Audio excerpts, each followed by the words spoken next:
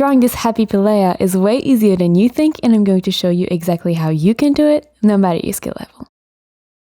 Hello wonderful people, it's Genevieve, and my goal here on this channel is to teach you all about illustration and design. So if you're new, make sure to subscribe so you don't miss any of the weekly videos and so you can join our wonderful creative community. And with that said, grab your drawing tools and let's get started.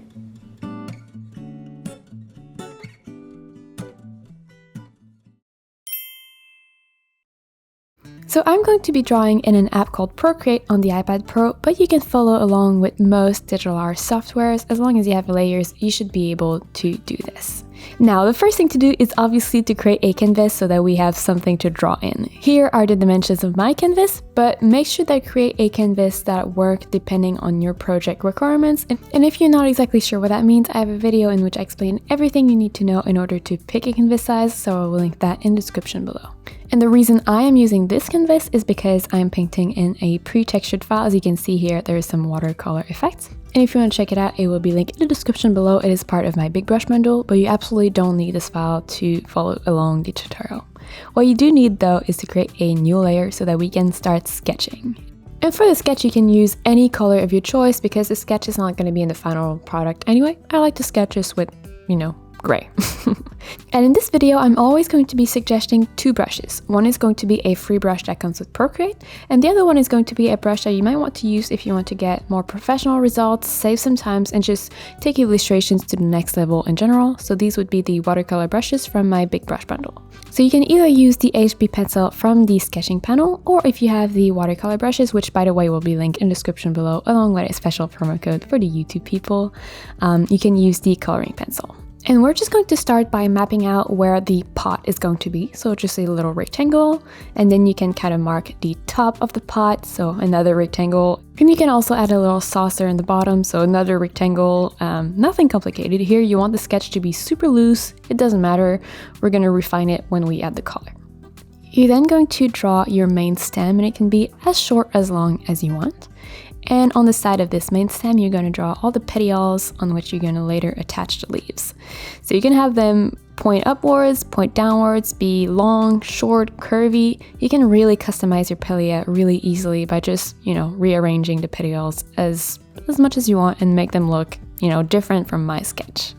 And once you have your petioles, you're just going to draw the leaves. And note here that one very characteristic thing of pileas is that the leaves are super round. And the petiole doesn't attach to the bottom edge of the leaf, they actually attach somewhere inside the leaf. So you're going to want to draw some super circular leaves, but also some leaves that are more oval, more flat, so that you have multiple angles and not just, a pilea that looks like it was squished on a piece of paper or something like that. It's really important that you have different shapes for your leaves. That way they're going to look like they're facing different direction, and it's just going to make more sense visually. And if you want, you can add a little smiley face to your pilea. So I personally like to draw it pretty much in the middle of the pot, like aligned horizontally and vertically. But again, this is optional. And once you have a rough sketch like this one, we're going to move on to adding some color. So before we start adding the color here, you might want to change the blending mode of your sketch layer to multiply, as well as lower the opacity until you can just barely see your sketch. So basically changing it to multiply is going to allow us to see the sketch better on darker color, but lowering the opacity is going to make it so that we can actually see what we're drawing as well. And once that is done, go ahead and create a new layer, put it below the sketch layer and rename it to leaves. So for the leaves, you can really use any color of your choice. I like to go with a green that is not too saturated, not too bright, kind of in the middle of everything. Nothing complicated. And for the brush, you can either use in the airbrushing panel the hard brush. And pro tip here, if you are using the hard brush, you might want to lower the opacity of the brush, somewhere around 40 to 50%. You can experiment. But that way you're going to be getting some of this overlapping overlay effect, which is going to be really, really important later in the process. You're not going to get the watercolor texture, of course, but it is better than nothing. And I'm going to be giving you tips on how to kind of try to mimic that texture yourself as well. If you do have the watercolor brushes though, go ahead and pick the dark edges watercolor. And all we're going to do here is just fill in our leaves. And try to color each leaf without lifting the pencil, because otherwise you're going to kind of get this overlapping effect, which is going to be really helpful later, but for now we just want to draw a uniform base. And it is time for the secret password. So if you've watched this far, please go ahead and comment leaf. I know it might sound a little bit strange, but we've been doing this secret password thing for a few months now, and it's been really, really great. For multiple reasons, honestly. The first one is, it gives me a lot of insight into how to edit and pace my videos better, which helps me, create better tutorials for you guys. But it's also great because you guys know me, but I don't know you. So whenever you leave a comment, I get to see your name, sometimes even your face, and it's just really wonderful to see the great creative community that we're building here on this channel. So go ahead and comment leaf and we'll keep going. Once you have all your leaf, you're just going to color the main stem, so nothing complicated here, as well as all the petioles. Again, try to do it in one stroke and try not to erase either. If you're not happy with one of the petioles, just undo and redo it. It's going to just look better in the final results, and it honestly saves time doing it that way as opposed to just kind of erasing, tweaking, undoing and just redoing usually does the trick better. And once you have a rough base like this for the plant, we're going to do the same thing for the pot. So going ahead and creating a new layer, putting it below the leaves and renaming it to pot. For the pot, you can really use any color of your choice. You could go with more of a terracotta color like I am going to be using. So, like a almost orange kind of brown, or you could really use any other color like it was a ceramic pot or something like that. And you're just going to draw the separate rectangles one by one without lifting the pencil within one rectangle. So the top rectangle, the kind of main part of the pot is going to be another rectangle, and then the saucer is going to be another rectangle if you are drawing a saucer. And since we're drawing on separate layers, it doesn't matter if you're drawing under your Pilea leaves or Pilea petioles, because we're going to erase that color later, so don't worry about it. You can just draw the pot and then we're going to fix that later. And by later, I pretty much mean as soon as you're done with the pot. So once you're done with your rough pot color layout, you can just go back in your layer panel, click on the pot layer and activate mask. Now, I have a video that explains everything you need to know about mask. If you're new to digital art, I really recommend you go check it out. But basically, we're going to use this mask to erase without losing the actual color. So set your eraser to the hard brush, and as you can see here, if we erase on the mask, it looks like we're erasing the color. But if we hide the mask, we can see that the base color is still there. So that's a really nice way of protecting your colors when you worked hard on a texture or something like that. You can create a mask, and you're not going to mess with the actual illustration if you change your mind in the end. So we're just going to erase the kind of overlapping part between the pot and the Pilea on this mask, so that way we have the original green color without kind of this brown showing through. So take all the time you need here to clean up your overlaps, and once you're done, we're going to move on to adding watercolor effects to our illustration. Okay, so at this point we have a pretty strong base, but we can't actually say that it looks good. So we're gonna try to kind of make it look a little bit better, which is not super hard. So for that, go ahead and select your leaf layer, as well as just going back to the green that you used for your leaves, and we're gonna start building the watercolor effects and the shadows and everything. So you can either use for that the medium brush or the medium hard brush in the airbrushing panel, making sure that you lower the opacity, again of course. Or if you have the watercolor brushes, just go ahead and pick the basic watercolor. And here we're just going to layer our color, so creating the overlap that I was telling you about, purposefully to add some shadows and just some watercolor effects. So the leaves that are kind of behind other leaves, you're just going to go over them again with this new brush and just layer the color to make it darker. If you're not using any watercolor brushes, so if you're just using the regular brushes from the airbrushing panel, you want to make sure that here, not only you're kind of building the shadows, but you also kind of draw some random spots that are going to be darker, so that in the next step, once we actually blend everything in, it is going to look a little bit more random like watercolor would be, because that's one thing with watercolor, it is not, the most precise thing. It is fairly precise, but you do get some variation in your color that are a little bit more organic and fluid and full of movement. So you're going to want to kind of create those random shapes a little bit like these right now over your leaves. So think about, like I was saying, adding shadows. So on the leaves that would be in the back, you would make them darker, but also within just regular leaves, you want to have some color variation, and it doesn't need to be pretty. As you can see, you can go really quickly. You're going to get some weird shapes, and that is fine. It's going to look crazy for now, but that is pretty much what we need at the moment. Once you have this for your leaf, we're going to do the same thing for the pot. So going back to the pot layer, not the layer mask, really the pot layer itself, and picking the pot color with the same exact brush. You're just going to do the exact same thing, so adding some shadows and color variation on your pot.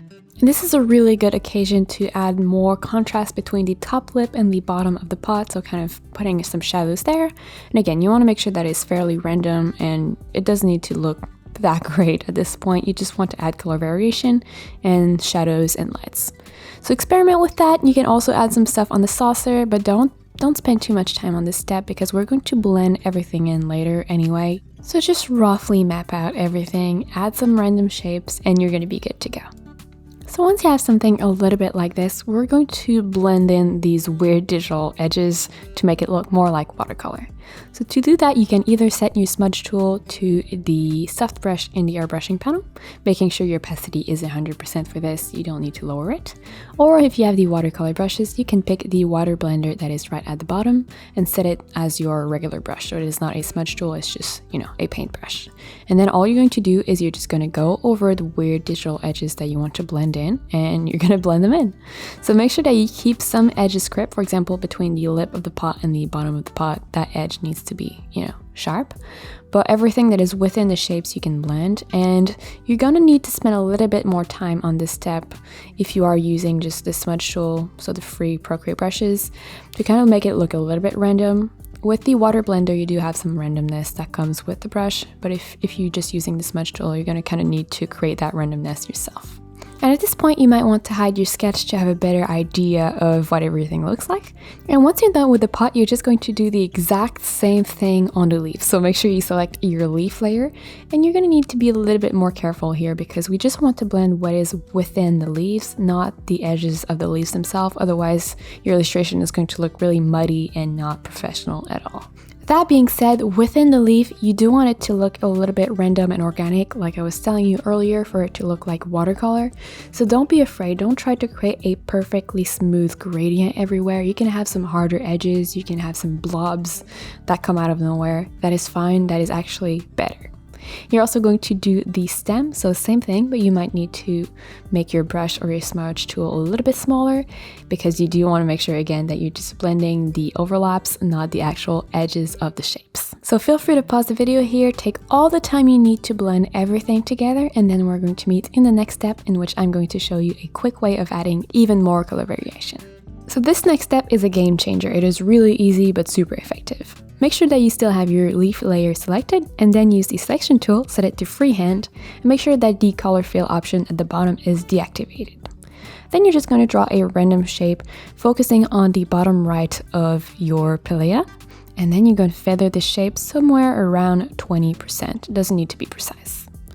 Once that is done, go up in your adjustment panel here, select Hue, Saturation, and Brightness, and apply it to the entire layer.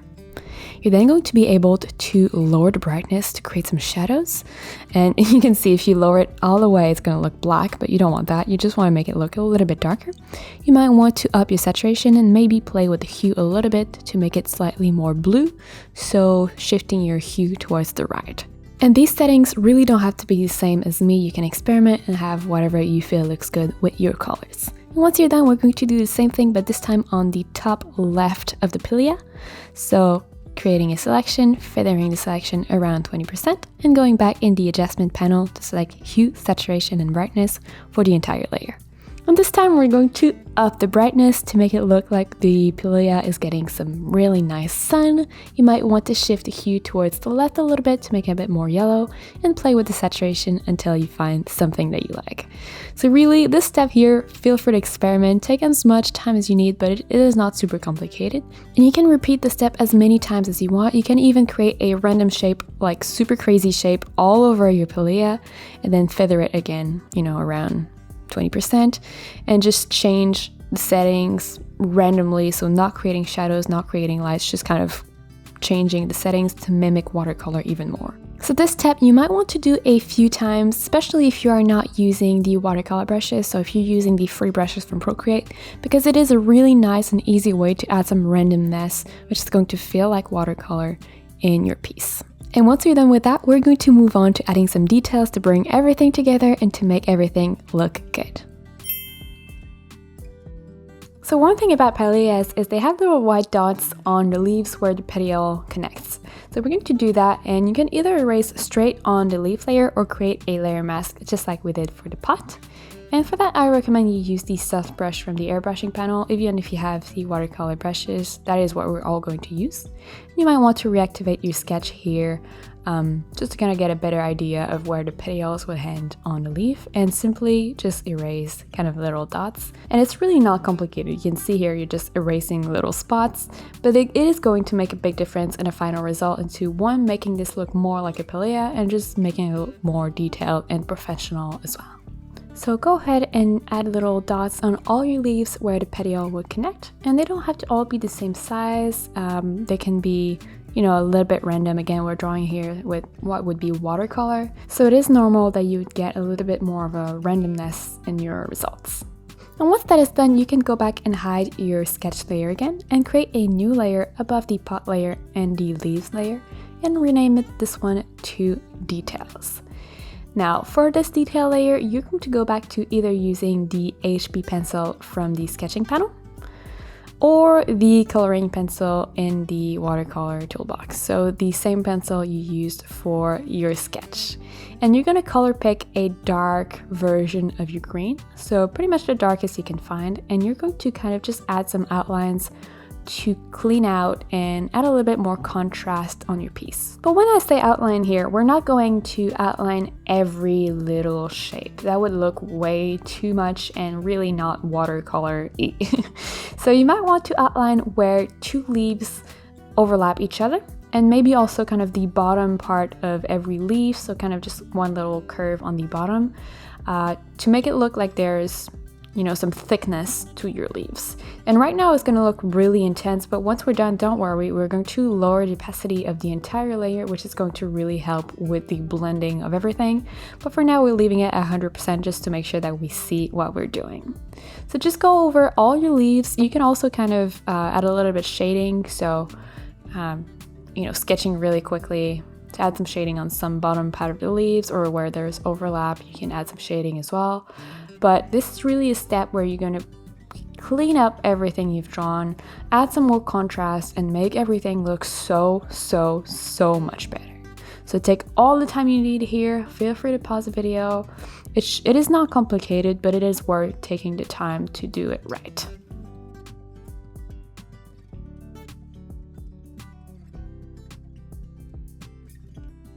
And once you're done with your leaves, you're going to do the same thing but with the petioles. So you might want to add a little line where the petiole connects with the main stem, and also maybe one line on the bottom of the petiole with maybe a little bit shading when there is some overlap. So here again, feel free to experiment. It is not complicated, and your lines don't need to be perfect. It is actually better if they look a little bit more organic and a little bit more like a sketch. It's going to blend in better when we lower the opacity of the layer and the next step.